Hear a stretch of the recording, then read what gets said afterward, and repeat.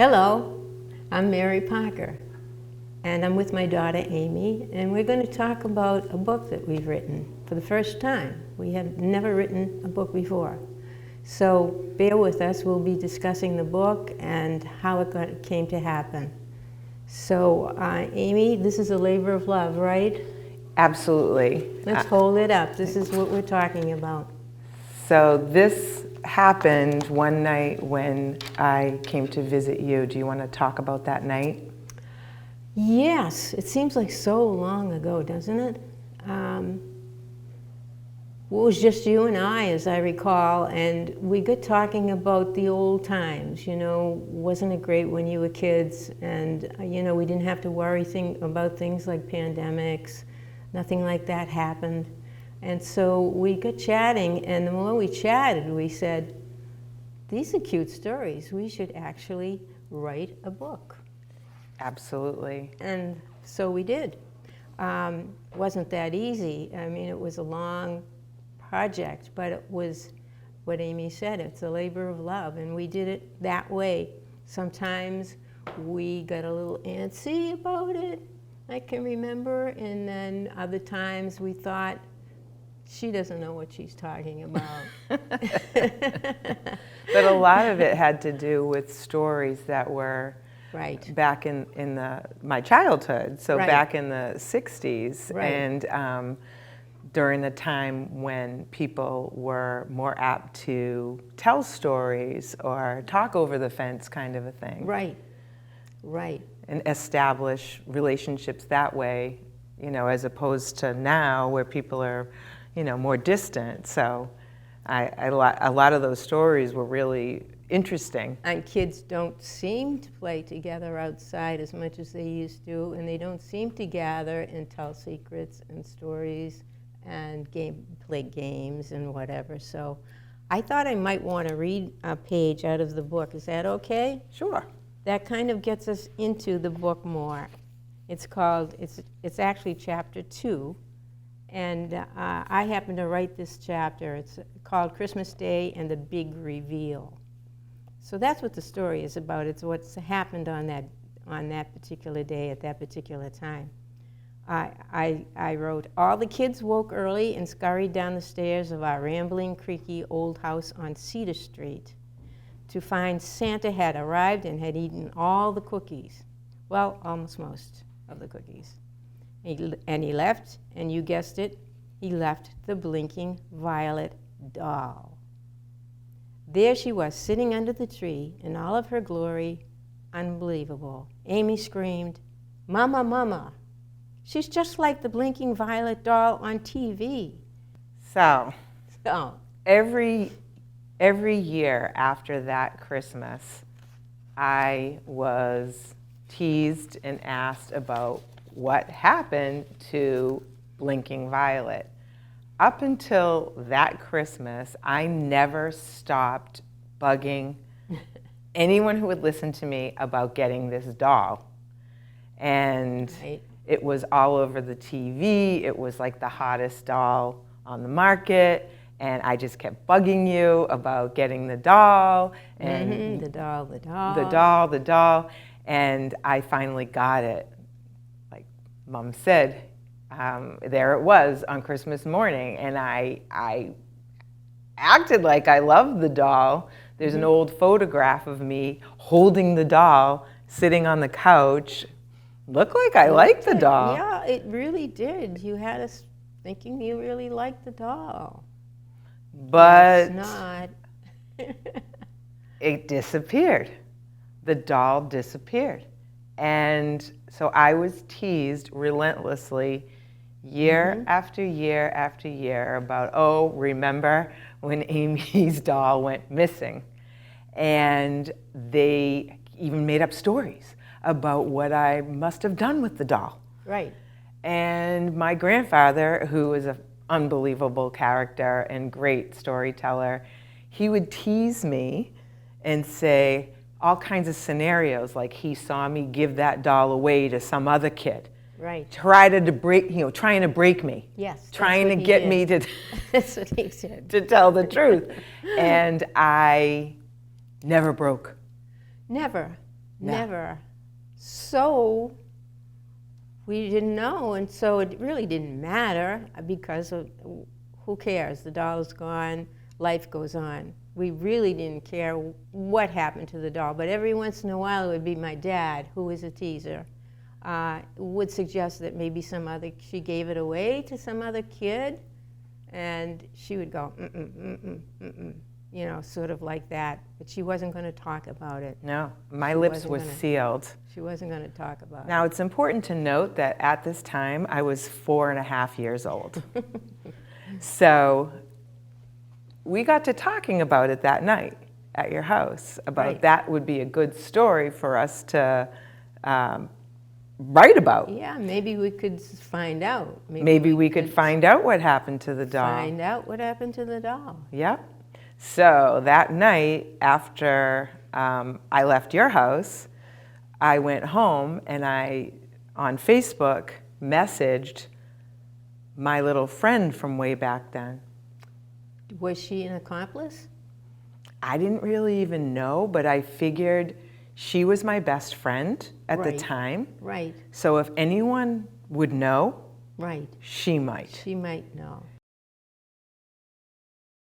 Next thing I know, I got a message back from Mary Claire, who was my childhood friend, and she said, Amy, I had to rack my brain, but I do remember. I remember every single detail, and I was like shocked. So the next time we met, we talked it over. I revealed to you what she said. Right. And we decided we gotta meet up with Mary Claire. Yes. This is unbelievable, and we need to meet up with Mary Claire. Do you remember that night? The night we met with Mary Claire? Yep. Yes. Yes. Was it just Mary Claire? Didn't have that first night was just Mary Claire. Oh, in Dedham. In Dedham. We met in Dedham in front of the Blue Bunny store, and at that time of year we were still eating outside, so we sat outside, and it was like an unbelievable experience to run into a person you haven't seen since childhood, basically. 56 years later. 56 years later. 56 years later for both of us to meet with Mary Claire. And it was just amazing. It was just amazing to meet with her. And as you read the book, when you read the book, you'll find that we ran into many other friends. We have many other friends that actually appeared in the book. So we have since that time met with them personally, and it's just an amazing experience. You should try it. Everyone should try writing a book because it's cathartic, actually. And it inspired us to actually reach out to people that we hadn't had any contact with, like Mary Claire. So should we talk a little bit about the process of writing the book, how we did it? I think people would be interested in knowing how first-time writers of books go about doing that. Sure. You know, I'm trying to remember, did I actually write something to begin with, or did you start the writing and we just exchanged ideas? Well, the first thing that we did was recorded ourselves telling the story. Right, okay, I'm remembering that. Yep, Yeah, so we met and we really hadn't written anything, so we didn't feel very confident about writing. Right. So we started just by recording ourselves. And then I sent the recording to a website that will actually type it out for you in a document. Wow, you know, you have all those skills. Just kind of leaving that all up to you. Because you can do that now on the internet. Like you can just talk? Well, I sent the actual recording to a website. Right. The website's called Legacy Box. And they then transcribed it into print. So I had something to go by. Right. And yeah, you were the first one to start. We kind of looked at that, and then you were the first one to start writing. Right. Yeah, but also it's important to mention that you had the background in drawing as an artist, and you hadn't been doing that in a long time. Right. And secretly, I really wanted you to get back into that. And this was another way of sort of getting you to draw some of the pictures for the story. That's really cool. I didn't know that. I just kind of thought it was my idea, but you probably led me into it. Yes, I hadn't really.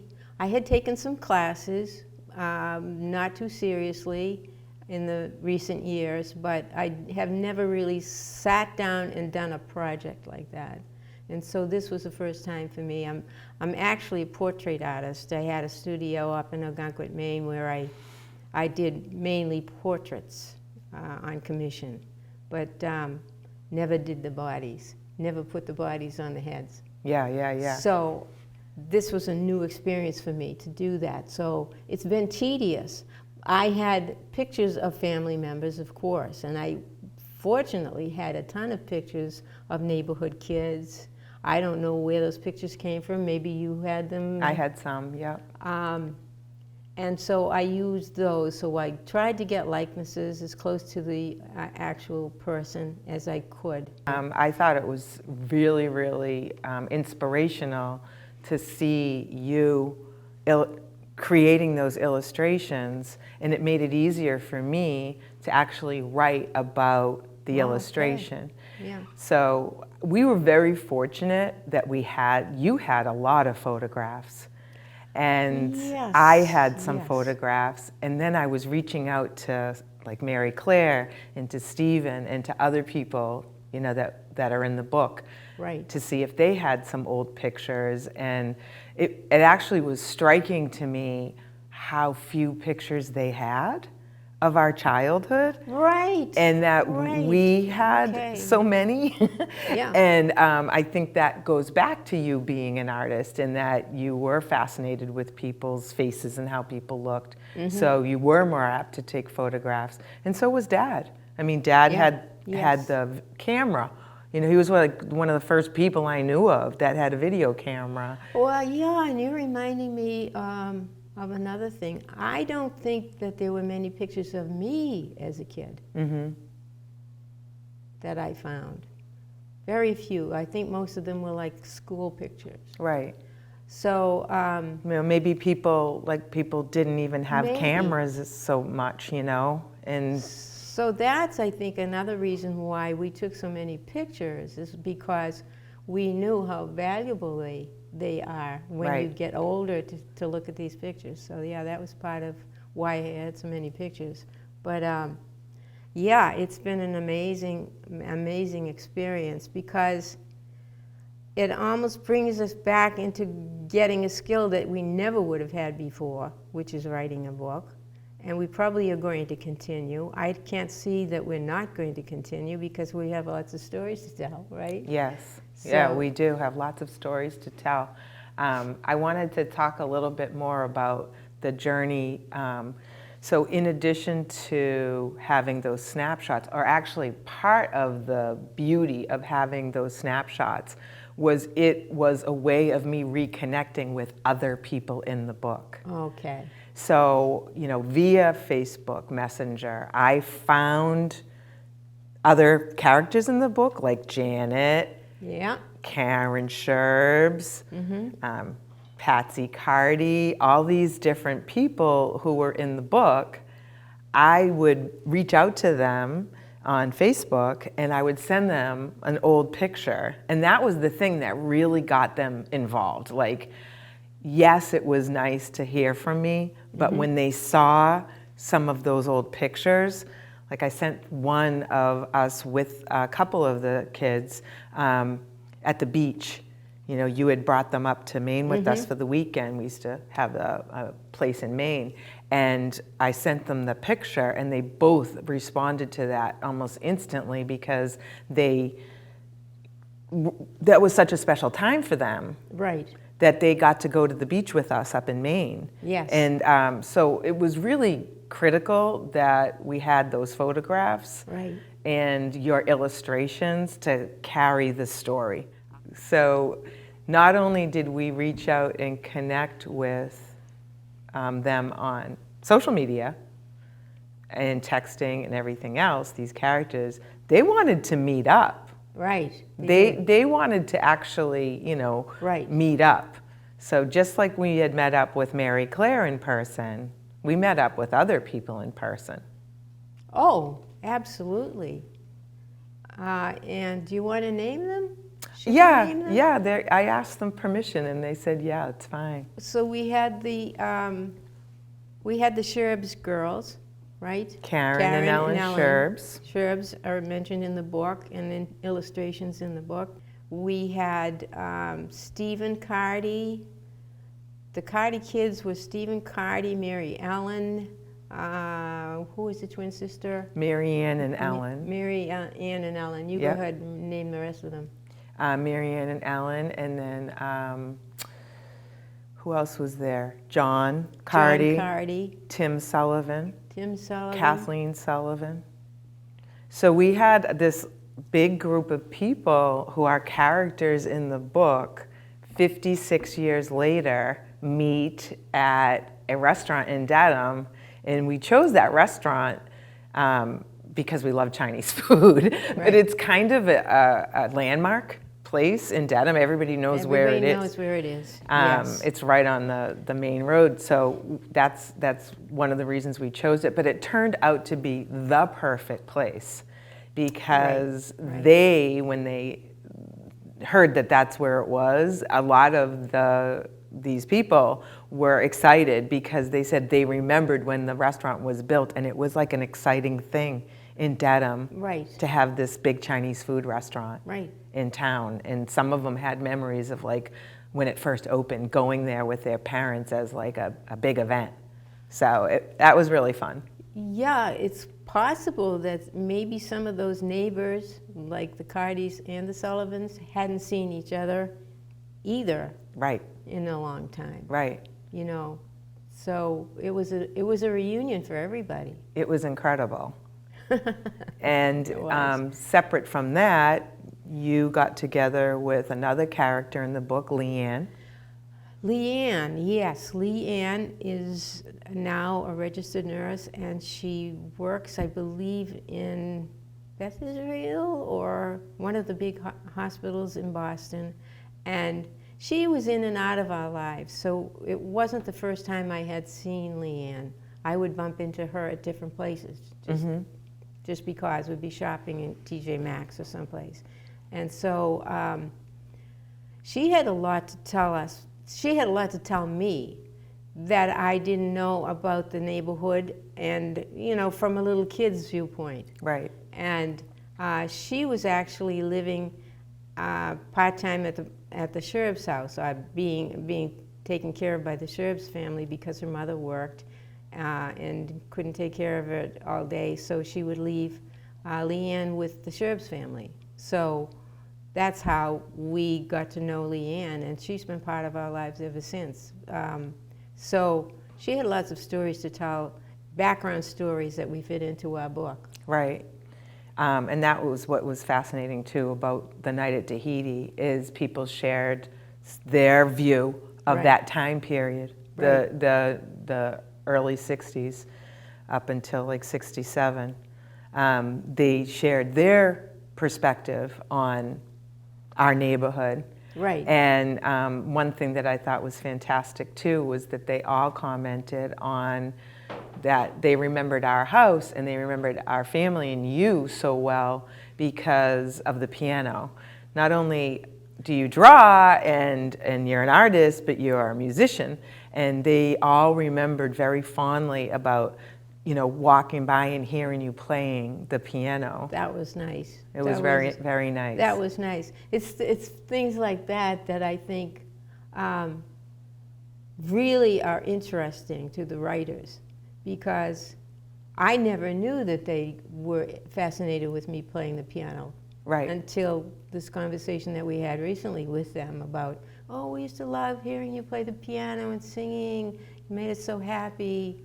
And I never knew that. Right. So meeting up with old friends, old people that you hadn't seen since childhood, you get talking and you find out things that you never knew before. Right. Things about yourself. Yes. Which is great. Exactly. Hopefully. Yeah, hopefully it's a good thing. And then there was also another get-together that I met with Patsy and Kathleen and Leanne for lunch. Right. And, we talked a lot about the old days at that get-together. And then you went out with Leanne on your own. And we're going to continue to see these people. They're very excited about continuing to stay in touch. And we were even going to call them the Cedar Street Kids. We named them the Cedar Street Kids. We even wrote a song about it. Wrote a song about the Cedar Street Kids. And I am now encouraging them to write, because it was so fascinating to hear their perspective on the same time period. Right. That we're both going to do it, but right now I'm just sort of testing this out with one or two of the characters in our book to see if they would like to write about the same time period. What are their most significant memories? Right. And see how, that plays out. So I think, we're inspiring them to write. And as a matter of fact, Stephen has started to write, and he'll send me little pieces of what he's written and to get my opinion on it. So now we're like expert writers, but it's really fun to write about your childhood, I think. And not everybody has, I've heard some comments like not everybody has like the happiest childhood, but that's okay. Like I think that, not every book is going to be, sunshine and rainbows and whatnot, but I think it's just a good cathartic process to write about the old days and to get together with people and reconnect. And the theme of this book really is about the friendship between, with all the kids, but between me and Mary Claire, and how we were very close as very small children. Right. And we, played together, and we, had secrets, and we had our own little world that we lived in. And reconnecting with her was so important, because not only did she have the answer to the missing doll, but I had things I wanted to talk to her about. Right. I wanted to resolve some feelings that I had about, when we did move to Maine and we came back, and I ended up with a different set of friends, because we were in a different neighborhood. Right. So we ended up with different friends, and I always felt bad about that. Wow. And that night, at the end of the night, we got to chat about that a little bit, and she's just lovely about it. She was just like, oh no, I never felt that way. I never felt like she's just such a sweet person. And I was like, oh my gosh, sorry, microphone. But 56 years, I thought, boy, I really should have made more effort. But you know how it is. I was in 6th grade by then, 5th grade, 6th grade, different neighborhood, different friends. Right. And it was just like, I moved on. You just didn't think about it. Yeah. Yeah. Yeah, but as soon as we met that night, it was like, it was just kind of brought back why we were such good friends and why we were able to like keep this sort of secret. And it's also noticed because so many of the people that are in the book want to get together. They want that experience. They want to rejoin, and they want to talk about the past, and whether happy, sad, or whatever it is, they do want to talk about it. Right. And it's fun to do that. Yeah, it was awesome. It's a lot of fun. And it was, just to kind of wrap up, it was a really good project to do during a pandemic. Oh, yeah. Yes. I think it kept us from losing it. Well, because we were inside anyway. you know, so it wasn't like we were stealing time. We had to be inside. Right. And we had to do something with that time. Right. And so I think that happened to a lot of people. Right. That they found new skills and written books about it, I think. The pandemic itself and their experiences in it. But yeah, definitely it's a storytelling kind of gig. High five. High five. Thanks everybody for joining us and letting us share our story. Mm-hmm. And if you're interested in purchasing the book, it's available on Amazon. And we also have our own website and our own Facebook page. Pretty catchy title, Nobody Likes a TattleTale, but I'm going to tell you anyway. Yes, thank you very much for watching us. We've had a good time. And thank here. you, ECAT, for recording us.